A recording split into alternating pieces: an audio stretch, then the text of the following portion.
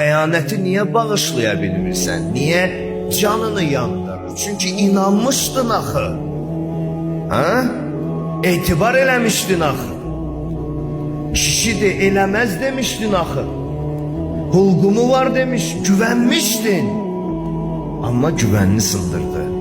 Və bu sənə bir ömür də yadından çıxır. Qılıncdan betərdi onun yarası. İnanmaq belə bir şeydir. Biz də inanclı insanlarıq. Biz də nə inanırıq əhkamlara, sözlərə, ayələrə. Amma məqsədim budur ki, bu inancımız sabah hesabda xəyanətdə keçirən hissimizi yaşamayaq. Onun bunun sözünə inanc əldə eləyib sabah boşmuş deyib peşman olmayaq. Bunun üçün nə etmək lazımdır? Bir ünvana sadiq qalmaq lazımdır. Məsum ünvanı. Ona